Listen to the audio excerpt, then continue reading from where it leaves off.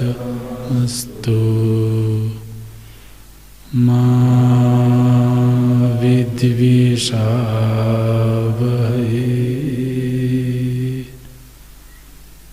ॐ शान्ति शान्ति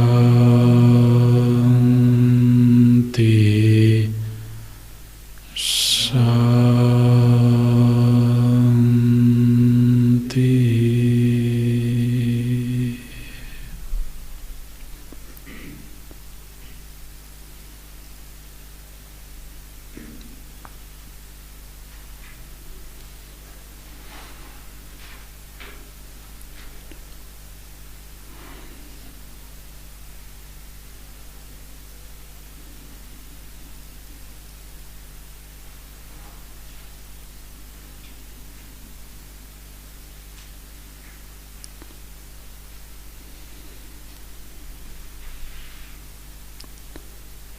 सृष्टि प्रक्रिया के संदर्भ में प्रायः सभी दर्शनों की अलग अलग मान्यताएं हैं। जहाँ न्याय और वैशेषिक दर्शन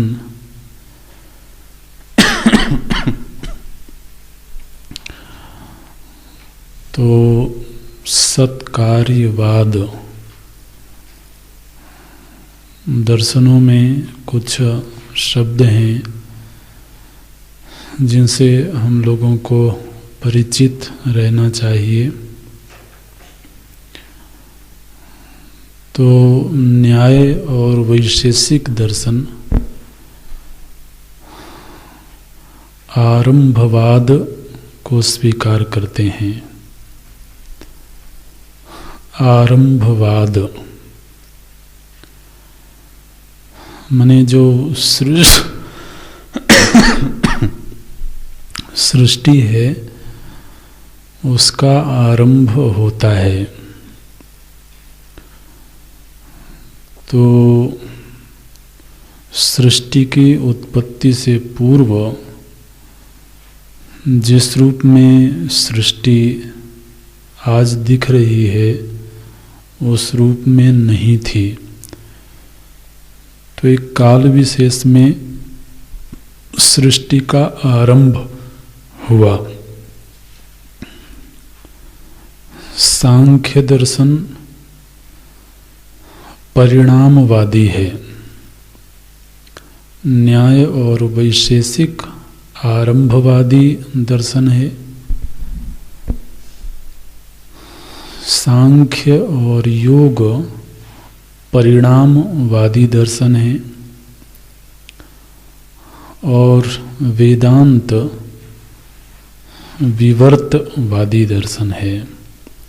इस तरीके से एक चिंतन होता है।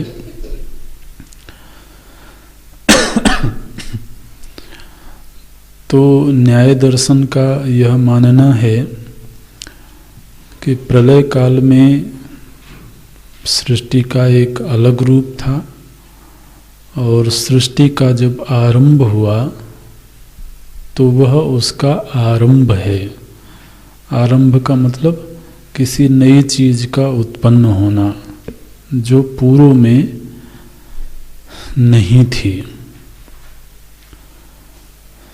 तो इस दृष्टिकोण से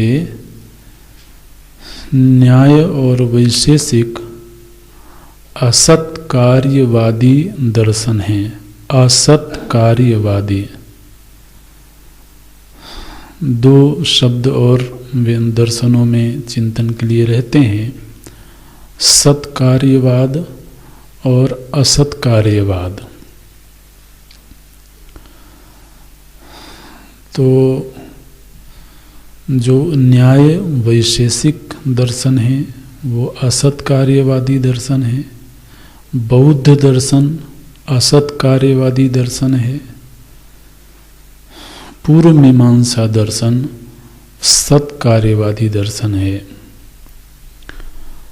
और सांख्य और वैशेषिक ये दोनों भी सत कार्यवादी दर्शन हैं।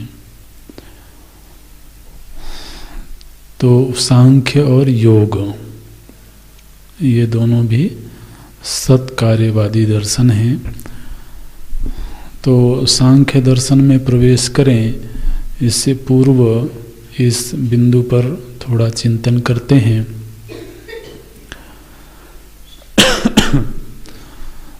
तो जो बौद्ध दर्शन है उन्होंने कहा कि सृष्टि से पूर्व जो कारण है वह असत है। माने सृष्टि से पूर्व कोई सत वस्तु नहीं है, शून्यवादी दर्शन है। तो इसलिए सृष्टि के पूर्व भी और सृष्टि के बाद भी दोनों ही स्थितियों में कोई सत वस्तु नहीं है, अपितु इस सृष्टि का जो कारण है वह असत है और निश्चित रूप से असत रूपी कारण में प्रतीयमान कार्य भी असत ही है। तो हर दर्शन में असत कार्यवाद की परिभाषा अलग है। बौद्ध दर्शन की परिभाषा को पहले समझ लें। इस सृष्टि के पूर्व इसका जो कारण है वह असत है और इसलिए असत कारण से उत्पन्न जो कार्य है वह भी सत कैसे हो सकता है। तो इसलिए कारण भी असत है और कार्य भी असत है। तो फिर जो प्रतीति हो रही है वो क्या है? बोले वो केवल प्रतीति मात्र है। तो आकाश में नीलिमा की भांति एक प्रतीति मात्र है, वस्तुतः सदरूप कुछ भी नहीं है। ये बौद्ध दर्शन का असत कार्यवाद है। जो न्याय और वैशेषिक हैं ये दोनों भी असत कार्यवादी हैं, लेकिन इनके असत कार्य की परिभाषा भिन्न है। इन्होंने ये कहा कि नव द्रव्यों से सृष्टि बनी, लेकिन सृष्टि आज जिस रूप में दिख रही है वह प्रलय काल में उस रूप में नहीं थी। तुलनात्मक अध्ययन करेंगे तो ये विषय स्पष्ट होगा। इसलिए जो आकृति पूर्व में अपने कारण में नहीं थी उस आकृति का जन्म हुआ है ना। जैसे यह शरीर है तो शरीर रूपी जो आकृति है यह अपने कारण रूप पंच महाभूत में पहले से नहीं था और इसलिए इस आकृति का आरंभ हुआ, जन्म हुआ। तो कार्य अपने कारण में विद्यमान नहीं है, इसको बोलते हैं असत कार्यवाद।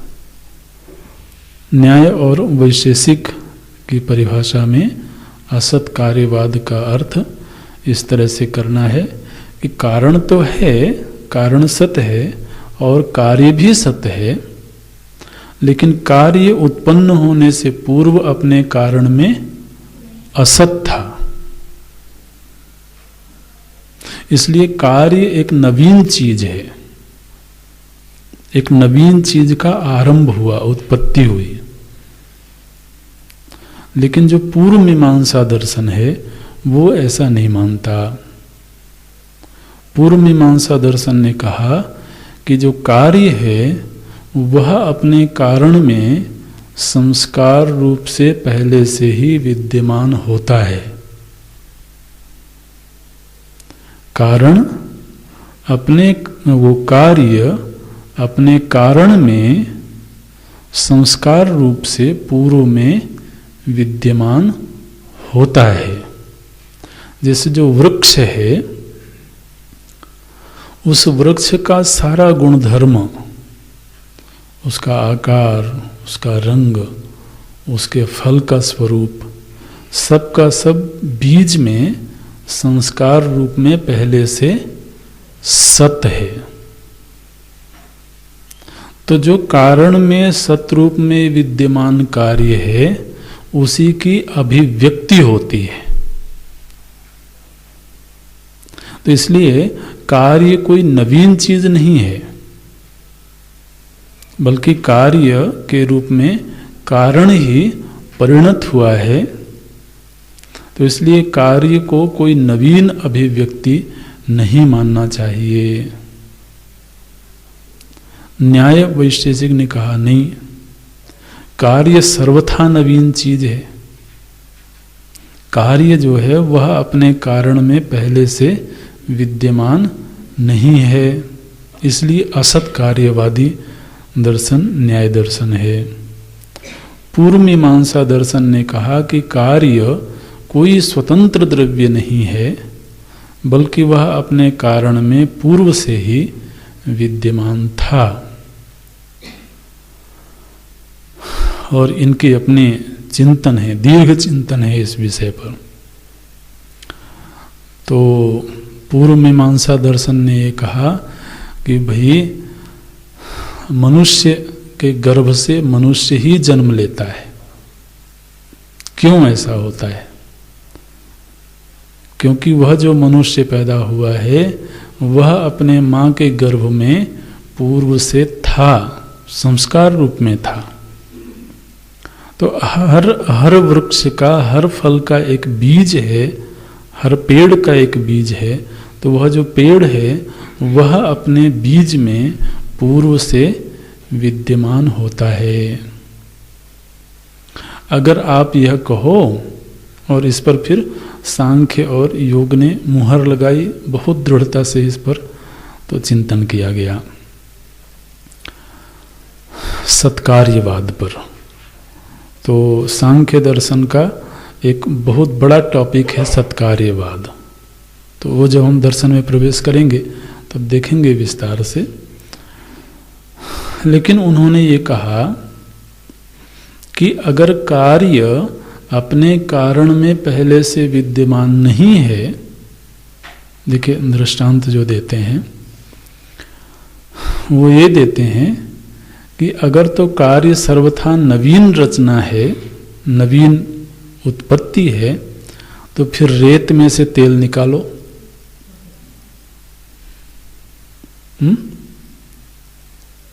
तेल तिल में से ही क्यों निकलता है? क्योंकि तिल में पहले से है। अगर आप कहो कि कार्य अपने कारण में पहले से नहीं है, तो किसी भी चीज से कुछ भी उत्पन्न हो सकता है। लेकिन ऐसा तो नहीं होता सृष्टि में। हर चीज का एक नियत, एक निश्चित, यहां तक कि उन्होंने कहा, और बिल्कुल सत्य है, उन्होंने कहा कि जो घट है ना, यह घट अपने कारण रूप मिट्टी में पहले से होता है, क्योंकि हर मिट्टी से घट नहीं बनता है। कि बनता है? आप पूछना कभी कुम्हार से कहीं मिले तो उसके लिए जो मिट्टी वो चुनता है तो एक विशेष प्रकार की मिट्टी होती है। हर मिट्टी में वो सामर्थ्य नहीं है कि वो घट बन जाए। तो घट उत्पत्ति से पूर्व अपने कारण रूप मिट्टी में पहले से है। इसको बोलते हैं सत्कार्यवाद। तो पूर्व मीमांसा दर्शन ने ये बात कही कि जो भी कार्य आज के दिन हमको उत्पन्न होता हुआ दिख रहा है वह अपने कारण में पूर्व से ही विद्यमान होता है। तो इसका हमें परीक्षण करना चाहिए जगह जगह पर। और जो सांख्य दर्शन है उसने भी सत्कार्यवाद को बिल्कुल स्वीकार किया और पूरी दृढ़ता के साथ स्वीकार किया। सांख्य दर्शन का जो आरंभ है वह प्रणेता के रूप में कपिल मुनि का नाम लिया जाता है। तो लेकिन पहले इस सांख्य शब्द को समझें, क्योंकि ये जो सांख्य शब्द है यह वेदों में भी आता है, पुराणों में आता है, भगवद गीता में भी इस शब्द का बहुत प्रयोग हुआ है। तो सांख्य का अर्थ होता है सम्यक ख्यायते इति संख्या। पहले संख्या से फिर सांख्य बना है। तो संख्या, जो हम संख्या बोलते हैं ना, हिंदी में भी प्रयोग किया जाता है संख्या।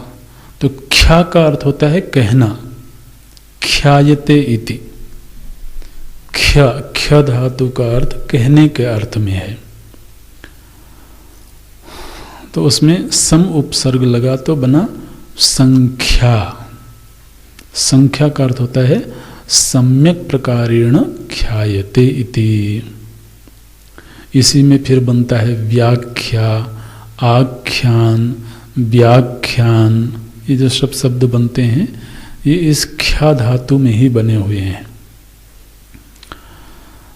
तो किसी भी विषय को क्रमबद्ध तरीके से, व्यवस्थित तरीके से प्रस्तुत करना, क्रमबद्ध तरीके से उसका चिंतन करना।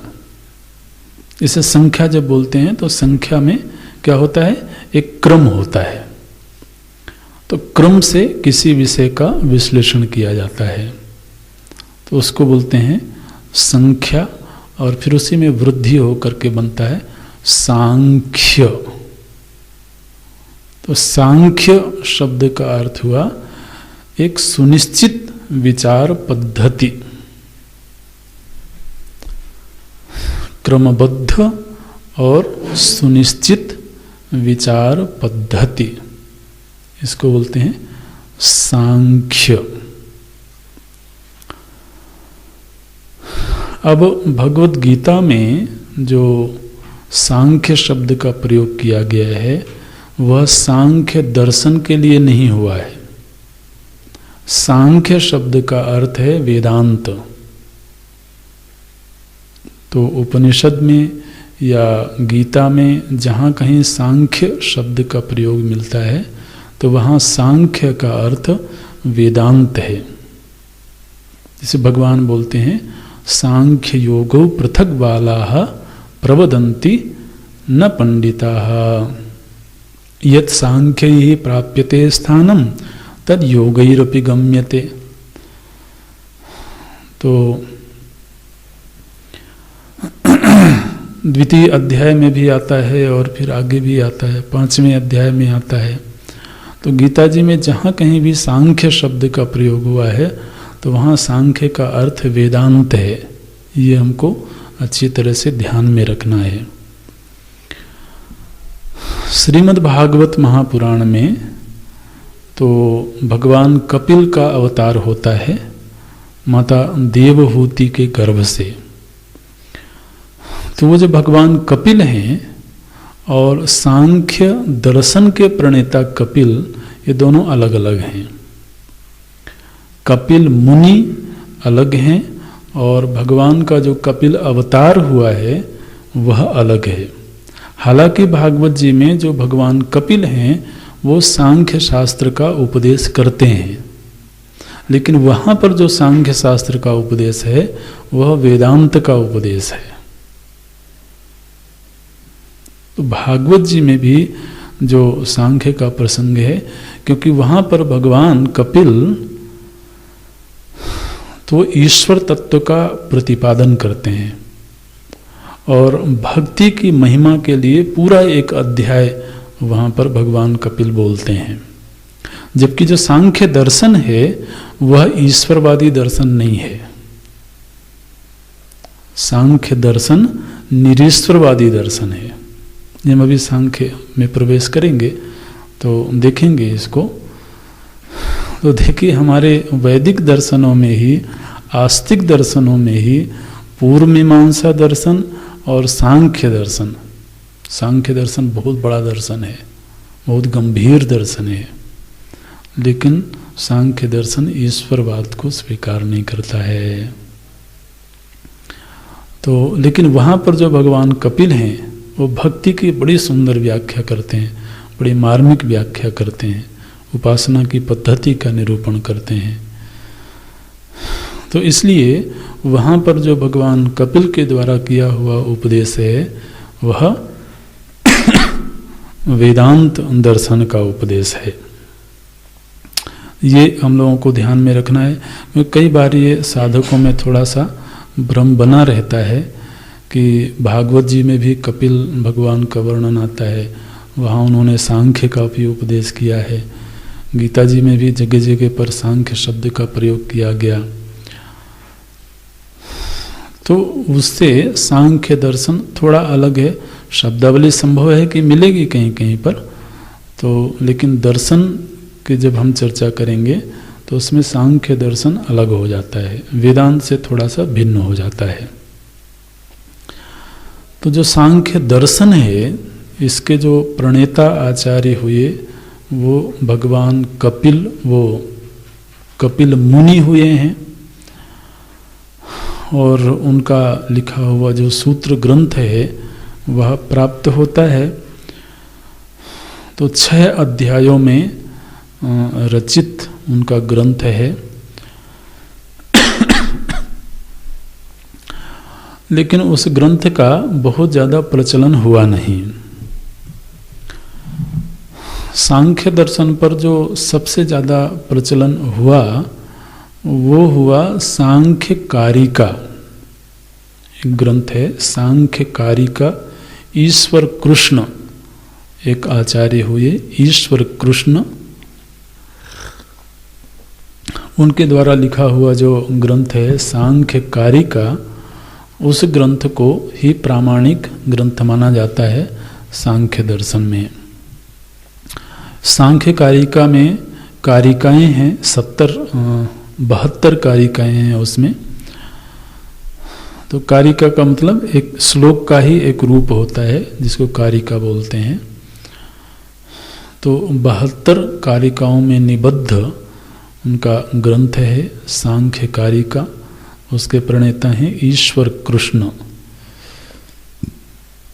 और फिर सांख्य कारिका पर बहुत सारी टीकाएं लिखी गई, जिनमें से तो एक टीका प्रसिद्ध है श्री वाचस्पति मिश्र। वाचस्पति मिश्र जो कि वेदांत के भी आचार्य हुए हैं, असल में सर्वदर्शनाचार्य थे वो। तो उन्होंने सांख्य कारिका पर भी तो टीका लिखी, बड़ी सुंदर टीका है, विस्तृत टीका है। और एक आचार्य हुए विज्ञान भिक्षु, विज्ञान भिक्षु, तो उनके द्वारा भी टीका लिखी गई सांख्य दर्शन पर। यह जो सांख्य दर्शन है यह परिणामवादी दर्शन है। तो सांख्य दर्शन में 3 प्रमाण स्वीकार किए गए हैं। तो जब प्रमाण मीमांसा होती है तो इसमें सांख्य दर्शन ने 3 प्रमाणों को स्वीकार किया है, प्रत्यक्ष, अनुमान और शब्द प्रमाण। तो प्रत्यक्ष प्रमाण को ये इनकी शब्दावली भिन्न है थोड़ी सी, ये प्रत्यक्ष नहीं बोल करके दृष्ट बोलते हैं, दृष्ट प्रमाण। तो एक तो दृष्ट प्रमाण है, फिर दूसरा अनुमान प्रमाण है और तीसरा शब्द प्रमाण है। तो शब्द प्रमाण में लौकिक शब्द प्रमाण भी और वैदिक शब्द प्रमाण भी, ये दोनों विभाग स्वीकार किए गए हैं। बाकी जो प्रमाण हैं, ऐसा नहीं कि इन्होंने उन प्रमाणों का निषेध किया हो, बल्कि उन्होंने ये कहा कि बाकी जो भी प्रमाण हैं उनका प्रत्यक्ष या अनुमान में ही अंतर्भाव हो जाता है, इसलिए उन प्रमाणों को प्रत्यक्ष रूप में, वो पृथक रूप में स्वीकार करने की आवश्यकता नहीं है। प्रमाणों का स्वरूप क्या है? तो वो स्वरूप वो बिल्कुल वैसा ही स्वीकार करते हैं जैसा न्याय दर्शन ने बताया है। इसलिए प्रमाण मीमांसा अभी इस पर ज़्यादा करेंगे नहीं हम। जो तत्व मीमांसा है, ये इनकी बड़ी क्रमबद्ध, बड़ी व्यवस्थित तत्व मीमांसा है। जब सांख्य दार्शनिकों से पूछा गया कि सृष्टि के मूल में कितने तत्व हैं, तो उन्होंने कहा केवल 2 तत्व हैं। सृष्टि के मूल में केवल 2 तत्व हैं। इन 2 तत्वों से ही यह सृष्टि परिणमित हुई और संचालित हो रही है। इन 2 में से एक है प्रधान। प्रधान शब्द ये सांख्य का अपना शब्द है, प्रधान। प्रकृति को प्रधान बोलते हैं ये। तो एक तो प्रकृति है, इन्हीं की भाषा में चिंतन करेंगे। तो लेकिन आपको यह ध्यान में रखना है, प्रधान का अर्थ होता है प्रकृति। तो एक तो प्रधान है और दूसरा पुरुष। तो प्रकृति और पुरुष, ये 2 ही इस सृष्टि के मूल हैं। इन दोनों से ही यह सृष्टि निर्मित होती है, संचालित होती है। इनमें से जो प्रकृति है यह जड़ है और पुरुष स्वरूपतः चेतन है। ये सांख्य दर्शन ने स्वीकार किया। पुरुष चेतन है स्वरूपतः। आप अगर याद करें तो इस दर्शन से पूर्व किसी भी दर्शन ने पुरुष को स्वरूपतः चेतन स्वीकार नहीं किया है। किसी ने कहा कि चेतना संयोगज है, संयोग से प्रकट होती है। किसी ने कहा कि चेतना शक्ति के रूप में उसमें है ना, इस तरीके से। लेकिन पहली बार सांख्य दर्शन ने ये बात कही कि जो पुरुष है वह चेतन है और सत है। पुरुष का जब चिंतन किया गया तो पुरुष कैसा है,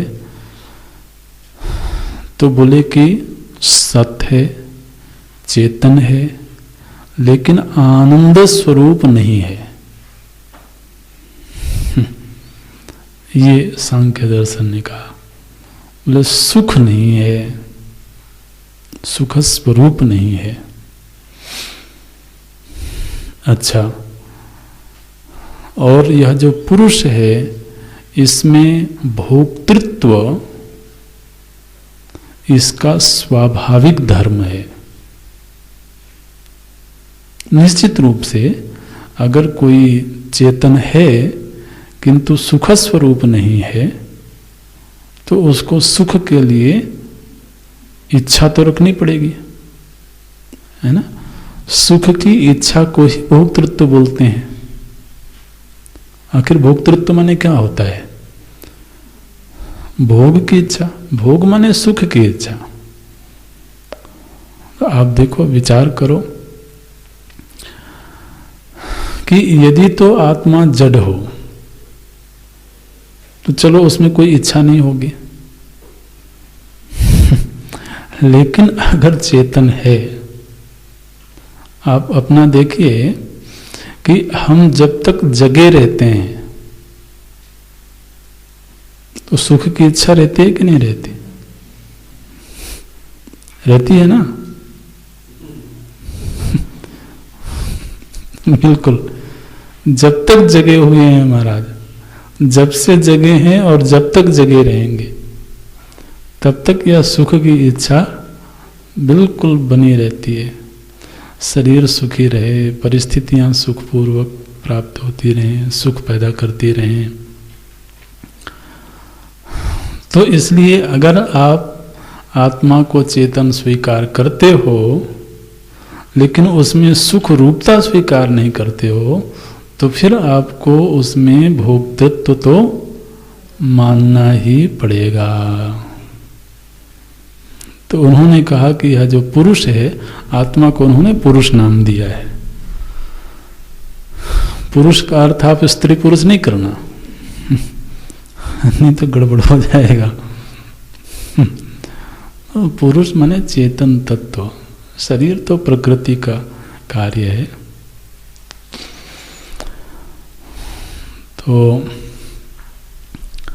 पुरुष कितने हैं? बोले अनेक पुरुष हैं। सांख्य दर्शन ने कहा कि पुरुष अनेक हैं, पुरुष बहुत्वम, ये उन्होंने स्वीकार किया। तो पुरुष चेतन है, सत है, भोक्तृत्व से युक्त है, अनेक है, लेकिन निष्क्रिय है। ये बोलते हैं। अब बताओ भला, भोक्तृत्व है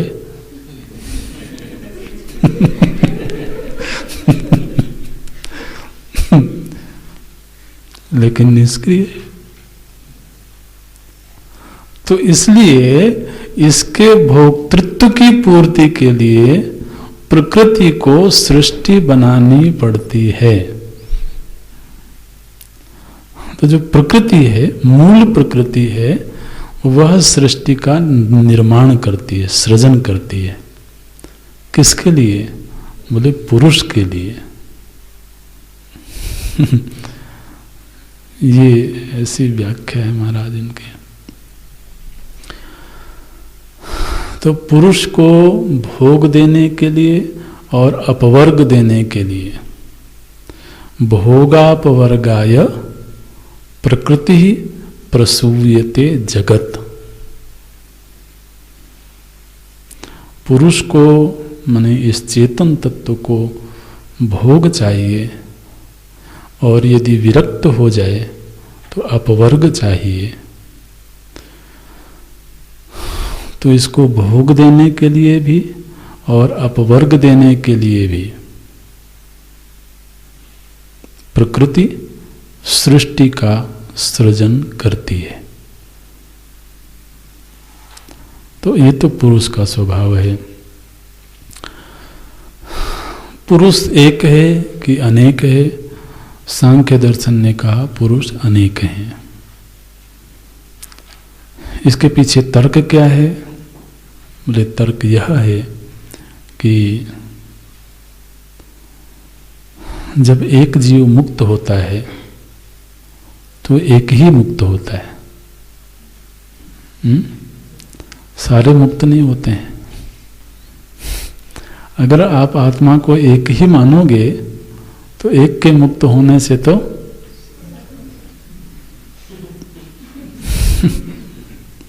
बहुत ही आनंद है।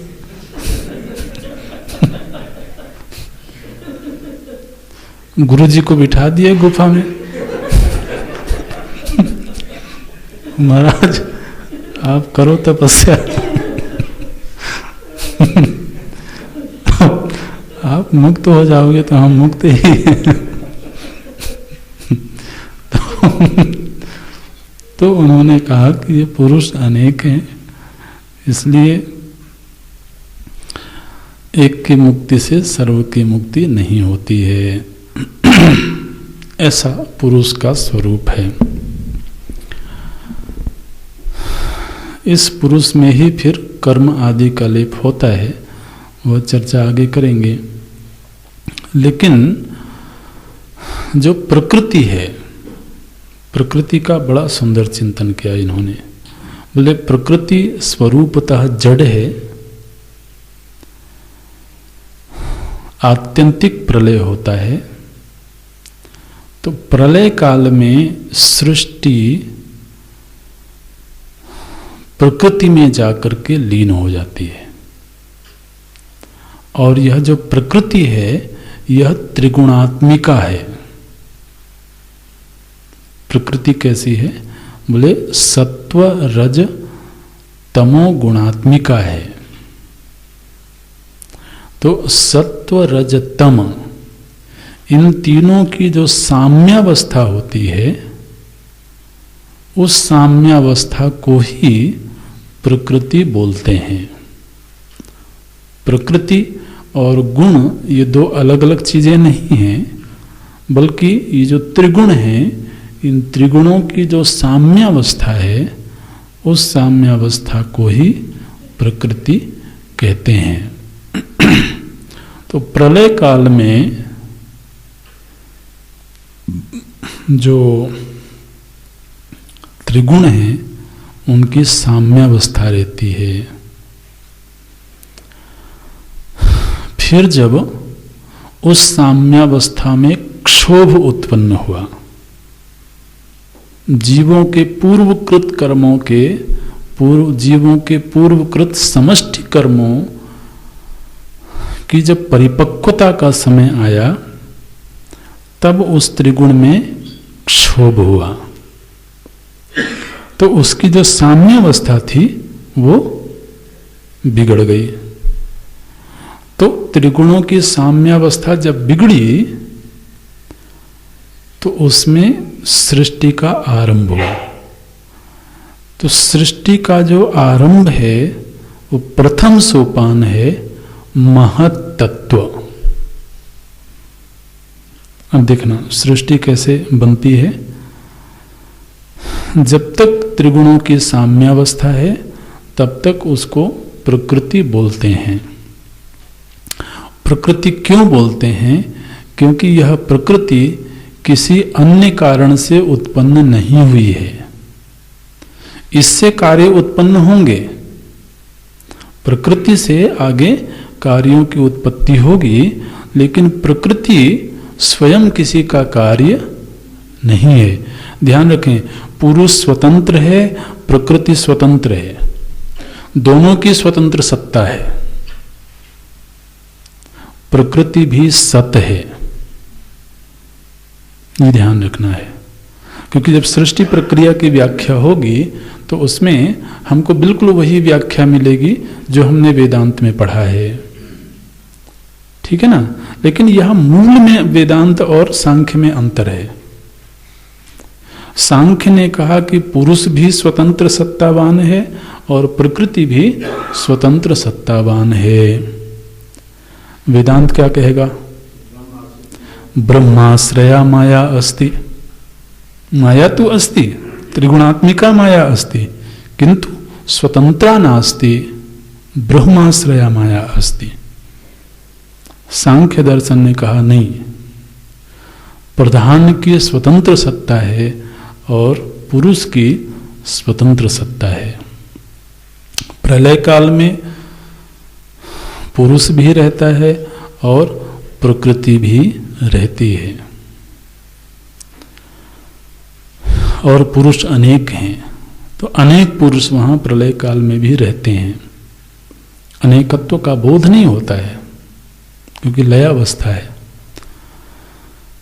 तो जब समष्टि कर्म परिपक्व हुए तो वह जो त्रिगुणों की साम्य अवस्था थी उसमें विक्षोभ हुआ। तो अब जैसे आप दृष्टांत के लिए लें तो बीज को हमने मिट्टी में डाला तो दूसरे तीसरे दिन वो थोड़ा सा फूल जाता है ना, थोड़ा फूल गया। तो मानो कि वो जो बीज का फूल जाना है वह सृष्टि की पहली अवस्था है जिसको महत्तत्व बोलते हैं। फिर महत्तत्व में परिवर्तन हुआ तो फिर बना अहंकार। महत्तत्व फिर अहंकार, और फिर अहंकार में परिणाम हुआ तब बनी पंच तन मात्रा। पंच तन मात्रा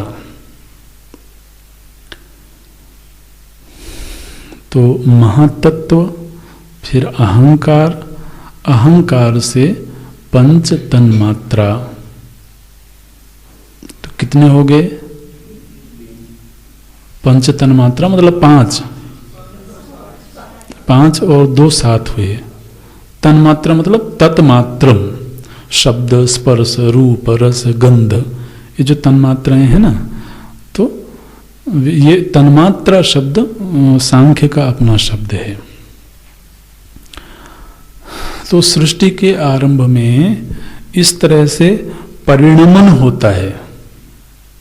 सांख्य दर्शन ने कहा कि जो त्रिगुण थे वो परिणमित होकर के महातत्व बने, फिर महातत्व परिणमित होकर के अहंकार बना, फिर अहंकार परिणमित होकर के तन्मात्र बना। अच्छा, यहां तक सृष्टि हो गई। फिर इस तन्मात्र से एकादश इंद्रियां, 11 इंद्रियां, 11 इंद्रियां माने 5 ज्ञान इंद्रियां, 5 कर्म इंद्रियां और मन। मन को भी उन्होंने एक इंद्रिय के रूप में स्वीकार किया।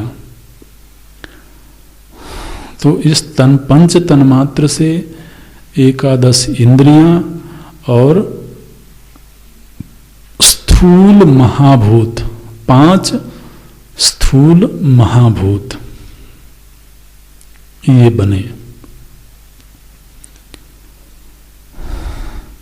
ये जो पूरा परिणाम हुआ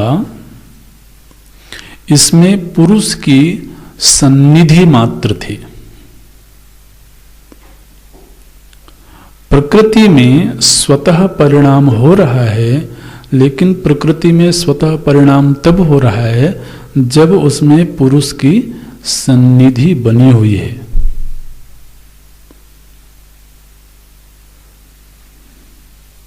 अब आप गीता जी से मिलाइए। गीता जी का जिन्होंने थोड़ा सा भी अभ्यास किया है, गीता जी में जगह जगह पर भगवान ने सांख्य दर्शन को थोड़ा थोड़ा टच किया है। तो बोलते हैं मया अध्यक्षेण, ये शब्द बोला उन्होंने, मया अध्यक्षेण, मेरी अध्यक्षता में, अध्यक्षता माने मेरी सन्निधि मात्र में। वो जो प्रकृति है वो सृष्टि का प्रसव करती है, सृष्टि को उत्पन्न करती है, ऐसे बोलते हैं। तो इस सृष्टि में जो उत्पत्ति हुई उसमें परिणाम प्रक्रिया घटित होती है, और यह परिणाम प्रक्रिया कहाँ जाकर के समाप्त होती है? बोले स्थूल पंच महाभूतों तक जाकर के परिणाम प्रक्रिया संपन्न हो जाती है। आरंभ हुई थी महत्तत्व से। तो अब इसमें आप जब सृष्टि के इस विभाग को देखेंगे तो इसमें आपको 3 विभाग बनाना पड़ेगा। पहला विभाग है केवल प्रकृति, दूसरा विभाग है महातत्व, अहंकार और पंच तन्मात्रा। इस 7 चीजों का एक अलग ग्रुप बनाइए। और फिर 11 इंद्रियां और 5 स्थूल महाभूत, 16 पदार्थ, इनका अलग ग्रुप बनेगा। तो 3 सोपान हो गए। एक में केवल प्रकृति है, दूसरे में 7 तत्व हैं और तीसरे में 16 तत्व हैं। तो जो प्रकृति है उसको प्रकृति बोलते हैं, केवल प्रकृति। फिर जो दूसरा सोपान है जिसमें 7 तत्व हैं, इनको एक नाम दिया गया प्रकृति विकृति। प्रकृति विकृति। प्रकृति विकृति के अंतर्गत कितने तत्व हैं? 7 तत्व। और फिर जो 16 तत्व हैं उनको नाम दिया गया विकृति। तो 3 विभाग हुए, प्रकृति पहला विभाग, फिर प्रकृति विकृति और फिर तीसरा विकृति। यह नाम क्यों दिया गया, इसको समझें। जो प्रकृति है वह किसी का कार्य नहीं है, ठीक? प्रकृति का कोई और कारण नहीं है। लेकिन प्रकृति से उत्पन्न जो 7 चीजें हैं वो कार्य भी हैं, माने प्रकृति की विकृति है। वो विकृति माने विकार, अन्यथा रूप को प्राप्त हो जाना। तो जो 7 तत्व हैं ये विकृति हैं और इन 7 से आगे के 16 तत्व पैदा होते हैं। तो उन 16 की ये कारण भी है, तो प्रकृति भी है। तो इसलिए मध्य का जो हिस्सा है उसको प्रकृति विकृति ये नाम दिया गया। और फिर बाद के जो 16 तत्व हैं वो केवल विकृति हैं, उनसे फिर और कुछ उत्पन्न नहीं होता। ध्यान देना। तो जो 11 इंद्रियां हैं और 5 महाभूत हैं, स्थूल महाभूत, ये अंतिम परिणाम है। इनसे फिर और कुछ नवीन उत्पत्ति नहीं होती है।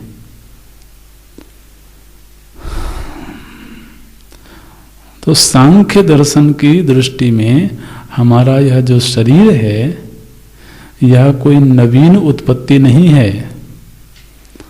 ये तो पंच महाभूतों में ही बना हुआ एक आकार मात्र है। पंच महाभूतों से उत्पन्न हुआ है ऐसा नहीं, बल्कि पंच महाभूतों ने ही एक आकार धारण किया है जिसको शरीर बोलते हैं। तो अब गणना करिए कुल कितने तत्व हुए?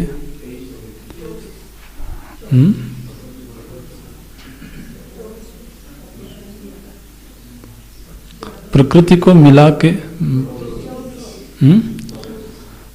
प्रकृति 1, फिर प्रकृति विकृति 7, 7 और 1 8 हो गए, और फिर विकृति 16, 16 8 24। तो 24 तत्व हुए प्रकृति में, और एक 25वां तत्व है पुरुष। तो इस तरीके से सांख्य दर्शन में कुल 25 तत्व हैं। मूलतः तो केवल 2 तत्व हैं, लेकिन एक तत्व का तो परिणमन हुआ, और परिणमन होते होते वह 25 भागों में परिणमित, 24 भागों में परिणमित हुआ। तो 24 सृष्टि में और एक भोक्ता पुरुष। इस तरीके से आप देखिए संख्या बिल्कुल व्यवस्थित हो गई है ना, गणना पक्की हो गई। इसलिए इसको बोलते हैं सांख्य दर्शन। इसमें कहीं कोई झंझट नहीं है, कोई दोष नहीं है। तो उन्होंने कहा कि बिल्कुल हमने ऐसे ढंग से गणना की है कि इसमें किसी प्रकार का कोई एरर नहीं आ सकता है।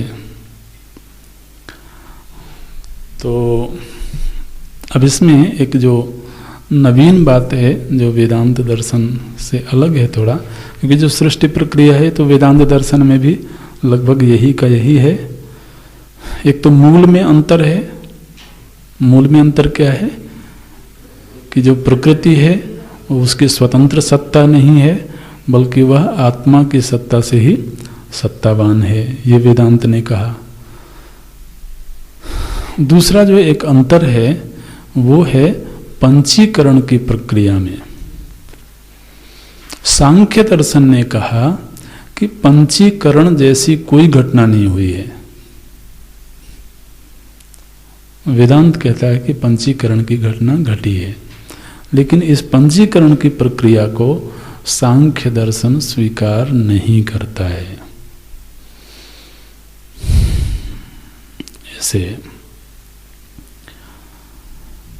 तो पंचीकरण को स्वीकार क्यों नहीं करता?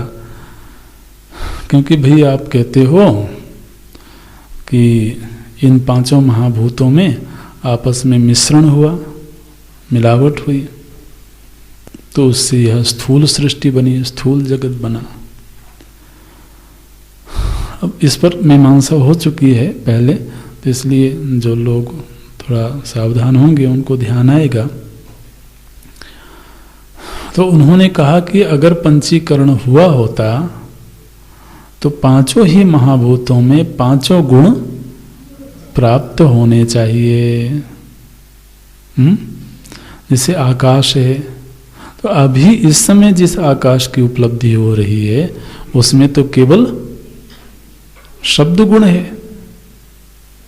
फिर वायु है तो उसमें शब्द और स्पर्श केवल 2 गुण हैं।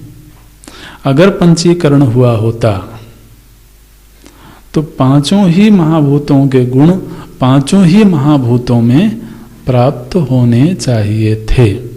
इसलिए पंचीकरण नहीं हुआ है, बल्कि परिणाम हुआ है। जब हम परिणाम को मानेंगे तो संगति लग जाएगी। ऐसा उन्होंने कहा। कैसे संगति लग जाएगी? बोले भाई देखो, जो कारण होता है उसका गुण कार्य में जाता है।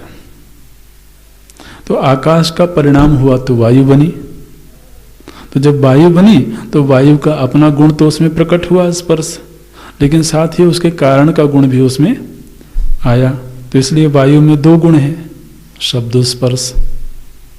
फिर वायु का परिणाम हुआ अग्नि के रूप में, तो अब अग्नि में 3 गुण दिखाई देते हैं, आकाश का शब्द, वायु का स्पर्श और अग्नि का अपना गुण रूप। तो इसलिए अग्नि त्रिगुणात्मिका है। फिर उससे जल उत्पन्न हुआ। तो इस तरीके से जो परिणाम की प्रक्रिया है, इससे तो संगति बिल्कुल लग जाती है। अब जब आप कहते हो कि इन पांचों महाभूतों का आपस में मिश्रण हुआ है, तो अगर मिश्रण हुआ होता तो सभी का गुण सभी में प्राप्त होना चाहिए था, लेकिन ऐसा नहीं होता है। इसलिए पंचीकरण की प्रक्रिया को हम स्वीकार नहीं कर सकते हैं। परिणामवाद की प्रक्रिया बिल्कुल सटीक बैठ जाती है। ये सांख्य दर्शन का मत है। वेदांत का मत तो हम देखेंगे आगे, और पीछे इस पर थोड़ा चिंतन भी हुआ है, तो आपको याद होगा। तो इस तरीके से ये 25 तत्व हैं। इन 25 तत्वों से ही यह सृष्टि निर्मित है। इन 25 में से 24 जो तत्व हैं वो जड़ हैं, प्रकृति के कार्य हैं। 25वां है पुरुष, पुरुष में भोक्तृत्व है। उस पुरुष को भोग देने के लिए ही प्रकृति में इतना सारा परिणाम हुआ है। तो प्रकृति का अपना स्वतंत्र कोई प्रयोजन नहीं है। प्रयोजन कहाँ है? बोले प्रयोजन पुरुष में है। ये मीमांसा हुई। अभी यही पूरा करते हैं। ओम पूर्णमदः पूर्णमिदं पूर्णात् पूर्णमुदच्यते पूर्णस्य पूर्णमादाय पूर्णमेवावशिष्यते। ओम शांति शांति शांति। हरि ओम। श्री गुरुभ्यो नमः।